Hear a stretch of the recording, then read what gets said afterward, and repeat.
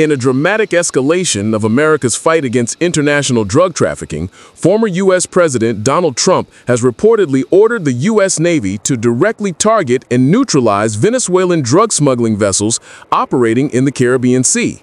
The decision, which has drawn both sharp praise and fierce criticism, underscores Washington's mounting frustration with what it views as state-enabled narco-trafficking in Venezuela under Nicolas Maduro's regime. According to senior administration officials, the directive was issued after U.S. intelligence reports revealed a surge in maritime drug trafficking routes originating from Venezuela. These routes, often managed by powerful cartels with alleged ties to Venezuelan officials, have become one of the primary corridors for cocaine shipments bound for North America and Europe. Trump's order authorizes the Navy to intercept, disable, or destroy vessels suspected of carrying narcotics, a move that significantly expands traditional interdiction missions. Until now, U.S. forces had largely limited their operations to surveillance, pursuit, and arrests coordinated with the U.S. Coast Guard. This is about protecting America's communities from the deadly scourge of drugs, Trump said in a brief statement. "We will not allow Venezuela's narco state to poison our streets." Relations between Washington and Caracas have been strained for decades, but tensions reached new heights during Trump's presidency. His administration labeled Maduro a dictator and openly backed opposition leader Juan Guaido. In 2020, U.S. prosecutors indicted Maduro and several top Venezuelan officials on charges of narco-terrorism, accusing them of conspiring with Colombian guerrillas to flood the United States with cocaine. Analysts say the latest naval directive reflects not only a continuation of Trump's hardline stance on Venezuela, but also a strategic effort to project power in the region. The order has triggered alarm across Latin America, with several governments warning of the risks of militarizing anti-drug operations. Venezuela's foreign ministry condemned the move as an act of aggression and vowed to defend its sovereignty. This reckless provocation threatens peace in the Caribbean and could spark a dangerous conflict, a Venezuelan government spokesperson said. The United States has no legal or moral authority to attack our vessels.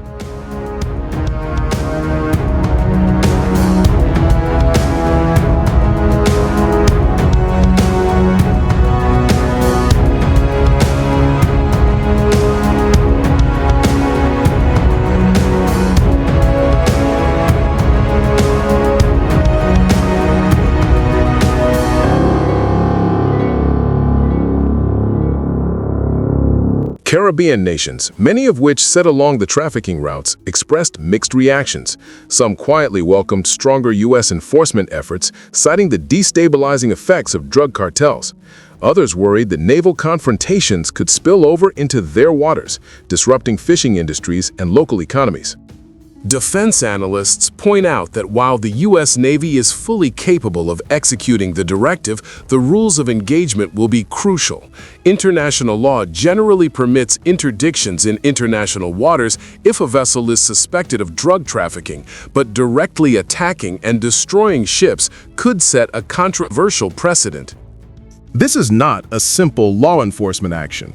It edges into acts of war, said Professor Michael Anders, a security studies expert at Georgetown University. The political and diplomatic fallout could be significant. The Pentagon has not disclosed specific details of the operations, but confirmed that Navy destroyers and surveillance aircraft have been repositioned closer to the Caribbean. Within the United States, the announcement has split opinion along partisan lines. Supporters of Trump hailed the decision as a necessary show of strength against cartels and corrupt regimes. Critics, however, accused him of using military power for political theater and warned of dangerous, unintended consequences.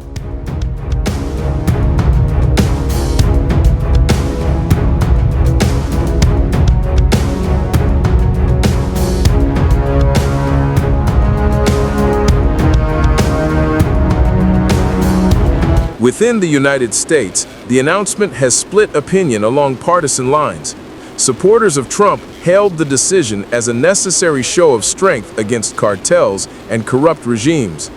Critics, however, accused him of using military power for political theater and warned of dangerous unintended consequences. The opioid crisis is real, and drugs are a national threat, said Senator Mark Reynolds, RFL. President Trump is doing what it takes to cut the problem at its source. Meanwhile, Democratic lawmakers urged restraint.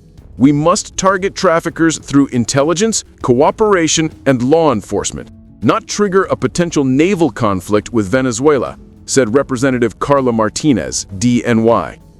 It remains unclear how aggressively the U.S. Navy will act on these orders and whether Venezuelan forces will attempt to confront American ships. Experts warn that even a single violent incident at sea could escalate into a wider conflict. This is a high-stakes gamble, said Dr. Elena Perez, a Latin America analyst. It sends a powerful deterrent message to smugglers, but it also risks dragging Washington and Caracas into a direct military confrontation. For now, the Caribbean remains tense as U.S. warships patrol the waters, Venezuelan vessels brace for possible encounters, and the international community watches closely. Whether this bold move curtails drug flows or sparks a new crisis in U.S.-Latin America relations will depend on what happens on the high seas in the coming weeks.